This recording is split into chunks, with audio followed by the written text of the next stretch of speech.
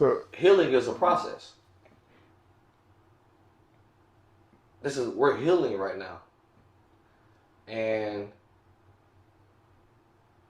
removing the statues is just taking the Band-Aid off of the wound.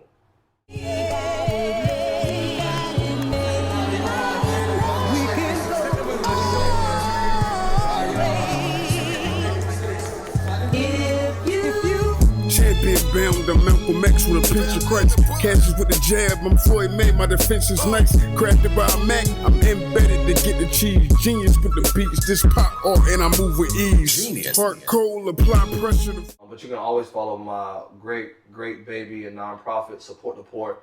You can go to supportttheport.com. You can go to Support the Port on Instagram. You can go to Support the Port Foundation on Facebook. taking down the statues, is that a win? Absolutely, the statue is definitely a win. Taking down the Confederate statues is an absolute win.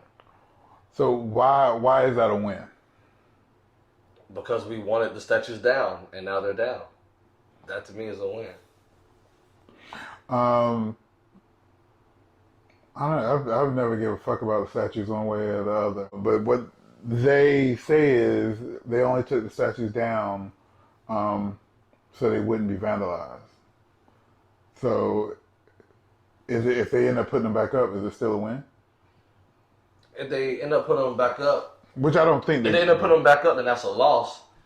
And so it would make this current win just a temporary win, but it is still a win nonetheless. And yeah, they did take them down so they won't get vandalized, because that's the only legal way that you can actually, like, that's the only legal reason you can have to remove them, is because of public safety. Mm-hmm. And so that's why they removed them. And so there is a law that says after 90 days you can put it back, but it doesn't say that you have to put it back after 90 days. Yeah, there's no like time limit. There's no time limit, and there's no penalty. And really, once people take down a statue like that, what people don't realize that these things cost money. These statues, the tools they use to take them down and put them back up, and do we want to continue to use tax dollars to put them up? We might as well keep them down while they're down. And the public safety of them are still high. Right. The risk of public safety for them is still high. So we should probably keep them down. And then while they're down, we should figure out a way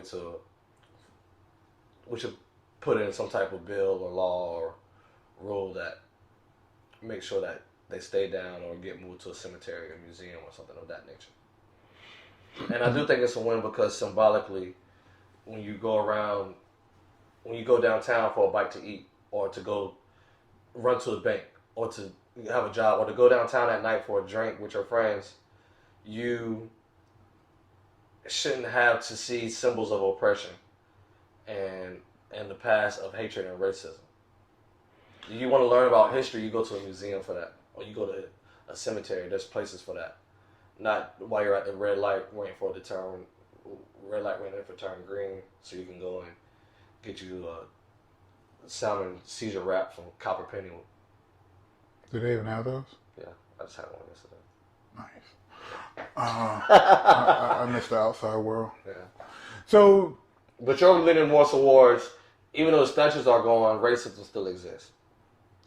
That, two things. Well, one, I never even paid attention to those statues. So but prior to them taking it down, wanting to take them down brought more attention to what they actually were.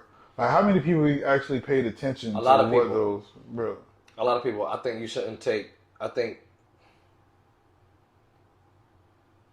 you shouldn't put your general experience of you not having full aware and knowledge of those Confederate statues with the public. A lot of people do know that what those statues are attached to and what they're affiliated with, and regardless if you didn't know or not, they still shouldn't be there.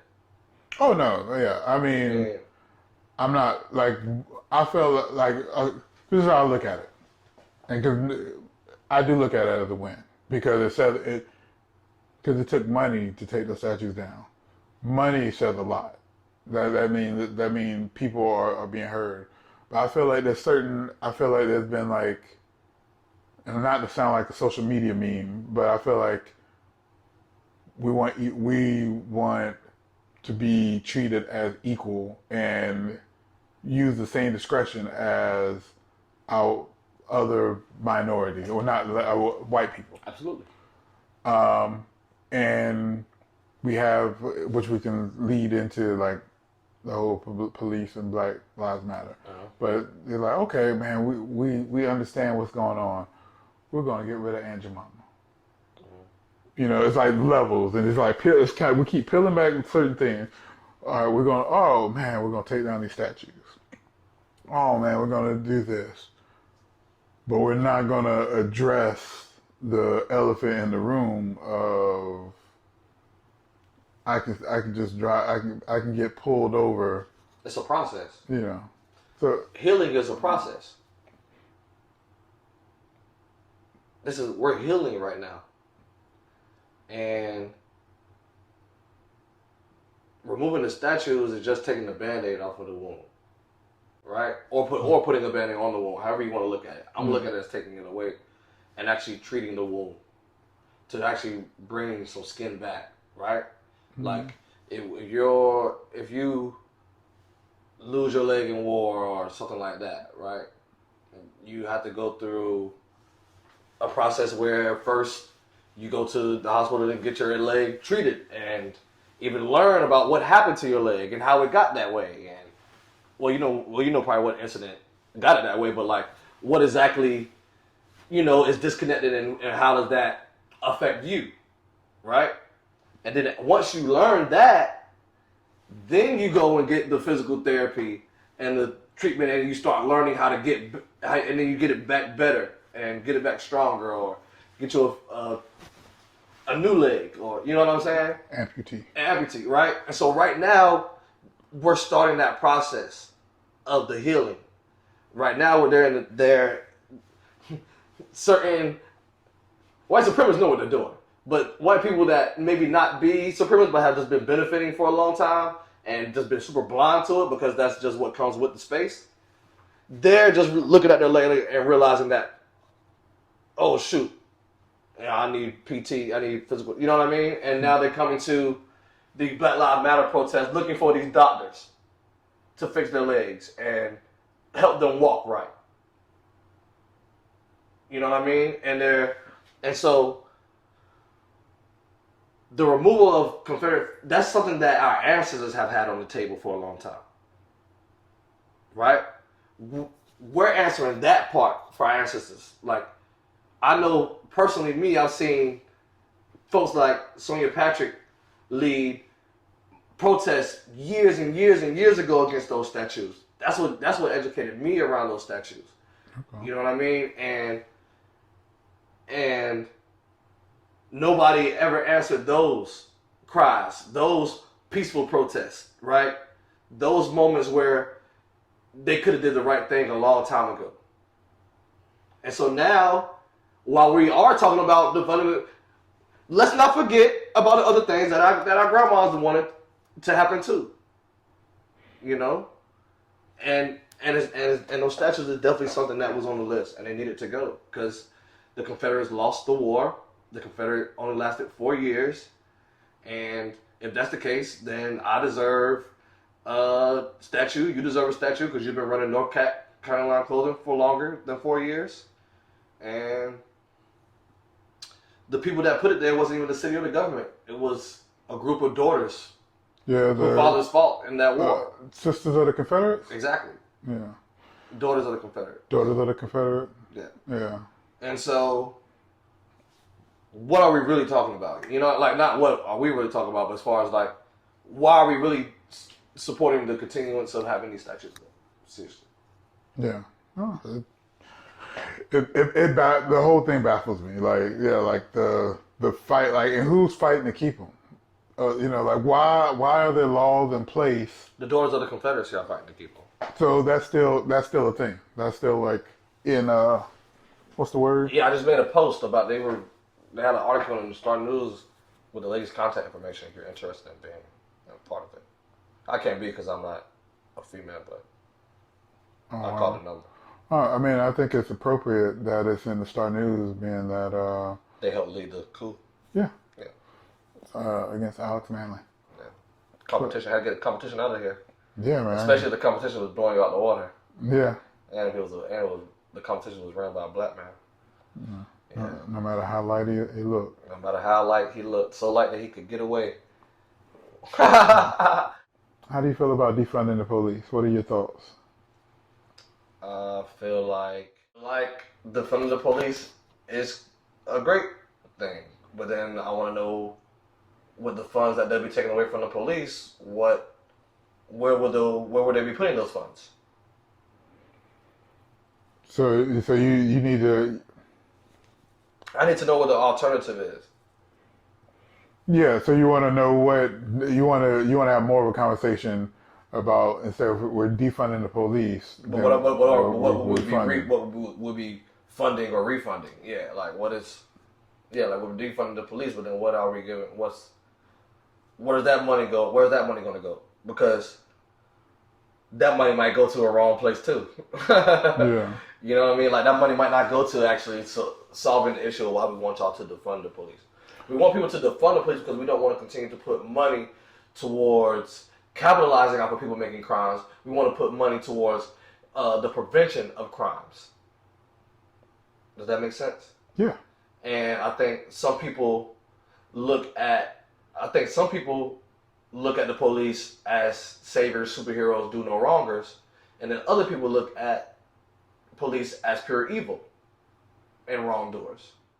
Police officers evolved from slave patrol. Overseers. So the reason why police still exist is because slavery still exists. The 13th Amendment didn't get rid of slavery. It says you're not a slave unless you commit a crime. And then we have mass incarceration. And more people now are mass incarcerated than they were enslaved. So we have to have somebody patrol the slaves. It's police. Brian Stevenson and the Equal Justice Initiative have a whole museum called the Legacy Museum in Alabama that talks all about it. It talks about the deep ties and connections of enslavement and mass incarceration. So the whole thought process or the whole system need to be changed. Absolutely.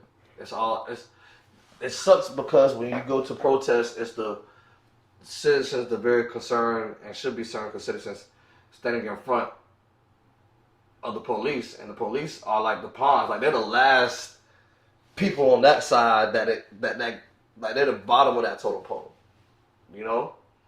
And they're enforcing decisions that people all the way up here, like if Kanye West is disconnected from us, just think how disconnected the people that make the orders for law enforcement, courts, and all of that are from us. So yeah, I think we should defund the whole criminal justice system as a whole.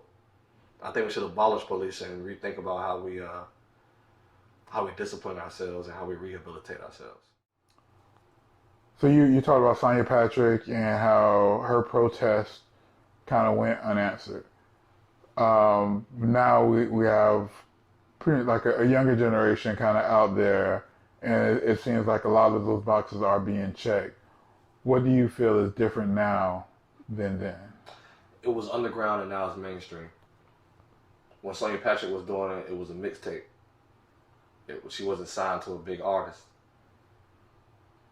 When we were fighting for black people's lives and fighting against police brutality and Confederate statues 2, 3, 4, 5 years ago, and she's been doing it way longer than me, it was because we were already very aware of the injustices that have been taking place, and we had been fed up with the injustices that had been taking place. And I feel like the difference between then and now is that COVID-19 happened, and it made the whole world stop, and it put the whole world on the same page. And so a lot of the black issues that we deal with in America are minuscule and mixtape compared to the world, right? Mm-hmm. Like We was like, yeah, we got racism in America. They were like, oh, we got racism in Africa. Oh, we got racism in... But then COVID-19 happened. And when we say, oh, we got racism in America, y'all do got racism. It's not right. This is on a national, global scale. And so now, when things might not happen locally on a racial issue or something like that, the people that's at the top may not get certain phone calls from certain people holding them accountable to do things. Because other people in other places were dealing with other things in other places. But being that we're all on the same page, even though we're all in different places, your issue is my issue too. Or if you don't think my issue is your issue too, I'm going to make it an issue. And because of this moment right now where everybody's paying attention to the moves and decisions that people are making, when you underground, you can still do certain things. When you mainstream and it's in everybody's eye, you gotta make sure you make the right decision. And I think that's what's happening. It became popular. It became trendy. It's cool now. It's normalized now. But no, to get at what I'm saying is, racism became normalized on a national, on a global scale. Racism exists everywhere, but everybody was dealing with their different problems and issues of racism at their different times. But now with COVID-19, it made all of us pay attention at once. I remember when those clubs, the LGBT clubs got shot up in Orlando, or yeah. And then they were like, it was another. Remember when the shootings happened in like London recently? Yeah. And like, it's like the world is coming together to pray. We're all coming together to pray. I remember seeing a thing say, why doesn't the world come together when black lives are taken away? I remember seeing that meme years ago. Yeah. And it never came back to hit me until now. Like, I saw a post right when this George Floyd thing first started happening. No, not when the George Floyd thing started happening. When COVID first started happening. And people were like, dang. Now, like, white people get scared for their lives. And we shut down schools. We shut down government. We shut down businesses. Black people have been scared all our lives since we came over here. And we haven't shut down anything to stop and solve this issue. But right now, we got the time. It's that rule of like not doing something that you don't want to continue to do. Like, so for me, what I saw was that when the government set the tone for how they addressed the COVID-19 pandemic, was that the process, the same way of like the reason why you gotta kind of have some type of process for bringing somebody in, because once you start something, you kind of gotta continue to do it that way. Like if I let you in and let you just come straight into my house and get something to eat, I can't have somebody come in the next time and say, oh, no, you got to go to the back door to get something to eat. Like, I only was letting Lewis come to the front door because it was Lewis. And so now, because they've showed what they do now to address COVID-19 issues, we're coming through the same front door with this racial pandemic, and we want to see the same type of energy happen to address this issue too as well. Because we're probably losing more black people to that than COVID-19, honestly. But I don't know the numbers, so don't shoot me if I'm wrong on that statement. Yeah. Well, still, we shouldn't be losing any numbers. To police brutality and to racism. Exactly. Yeah, because it used to be the argument, well, they're not trained, but we see how they deal with their own people. You know, it used to be and then it was like the argument, well, it was before the cameras, because we've been talking about this since Rodney King. No, shoot. We've been talking about, when I did the Shell Island mixtape, they had a clip from Richard Pryor recorded in the 1970s.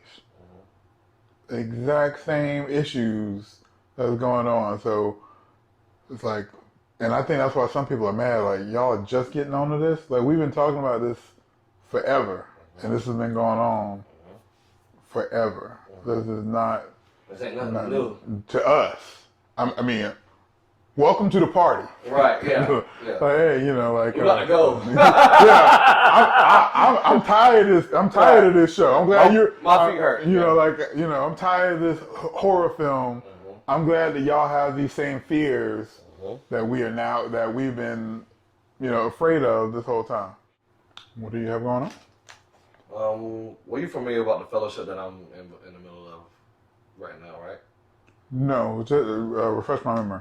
So, a great organization by the name of Z. Smith Reynolds out of Winston-Salem, created a fellowship, the first of its kind, called the All for North Carolina Fellowship, where they wanted to empower somebody between the ages of 21 through 35 that's a minority in some retrospects, or a woman or a person of color, or doing something that helps those marginalized communities, that can be replicated and highlighted around the state and also on a national scale. And out of 400 applicants, they picked me, and the results was 75 grand and a Rolodex of contacts of mentors and advisors and people that could help me with my mission and my journey. And the mission and journey that I pitched is to revitalize Wilmington to the space that it once was for Black excellence and Black entrepreneurs, like it once was during 1897, right? Before 1898. But by getting to that big dream and goal of having this community that used to exist that resembles 1897, where, you know, it's Black entrepreneurs and middle to high class, high income class, Black citizens of Wilmington, and Black politicians of Wilmington, and Black leaders. I want to first build that hub around the story of Wilmington's history and really owning that. And so we're currently working on building a shuttle tour to really highlight the African American history, the rich African American history that happened here in Wilmington, or that was born here in Wilmington and went on to go and influence the world in many different ways that a lot of people don't know about because of white supremacy, you know, either whitewashing our history or just completely getting rid of our history, or people just other people just not even being aware of a lot of these accomplishments in history and knowledge, just because some people look at us and think that we're not even capable of doing a lot of these things. And so for me, that was always encouraging for me. As I learned about 1898, I always felt like hearing about that part of history made me sad for our people, and I wanted to hear something that made me happy about our people. And once I learned about all of the great accomplishments that Wilmingtonians did, that wasn't just the first thing in Wilmington, but the first thing in the state, first thing in the nation, first thing in the region, it gave me a different sense of pride, and it made me want to become a part of history myself. And so we're currently working on building a shuttle tour, but with the growth of that shuttle tour, we wanted to be a foundation to go even further, to actually become a history and arts museum, so that people can come on a national scale to hear about this national unique story of the cool Wilmington, but then also hear about the pieces and players that ran the neighborhood stores and ran the pawn shops and insurance companies and those natures. And then after they learn that information, going to compensate a minority-owned business that's around town in that area. And so we're working on right now building, the shuttle tour, history tour, to take you around to see the history, and then by night to take you around to visit the social enterprises of, minority-owned businesses. And once we get enough funds with that to actually have a Black History and Arts Museum hub, we want to surround that with Black businesses and minority-owned businesses and, community centers, incubators, and business accelerators, those type of things, but retail and social, and creating a space where, we can be unapologetically ourselves, but then also economically benefit from it. Okay. What part of town is that going to be? North side. the historical black excellent town part of Wilmington. So yeah, we're looking at around that area on the north side. I can't say specifically yet. Okay. I'm also the president and board of the Northside Food Co-op grocery store. As a food, the Northside's been a food desert for over 30 years, and we're currently trying to fix that issue. That's a big issue. But then on top of that issue, we're also trying to keep the Wilmington's historical identity there. And by co-op, you know, the people that live there own it too as well. So we're trying to have people get ownership in it, and they can come and shop there for a discount and stuff like that. But then also be able to gain shares from profits and so forth and so on. So a lot of different balls rolling right now at the time, but we're working on some things. But just know that we're going to be continuing to push history and continuing to push business and economic empowerment. That's what's up. So if people want to follow you and your many things, where can people find you at? They can always follow me at Support City Said on Instagram. But you can always follow my great baby and nonprofit, Support the Port. You can go to supportttheport.com. You can go to Support the Port on Instagram. You can go to Support the Port Foundation on Facebook. You can always catch me there. We'd love for you guys to go check out my YouTube TED Talk. My TED Talk, Bridging the Gap Between Race and Social Economics. And yes, when you're at supporttheport.com, go visit our Support the Port store, as we got some really cool masks and merchandise to keep you guys cool and clean and safe during this quarantine time. You want to show somebody the mask? I'll show them one of many masks. Yeah, this is our, this is just one of many masks. We have cloth masks and we have filter masks. So go on the website to pick your flavor, and you also go to our website to find our coloring book about Wilmington's African American history. One's a coloring book and the other was an activity book, Wilmington, North Carolina in color. And we also have a free printable downloadable version on our website because of COVID. And that's it. All right.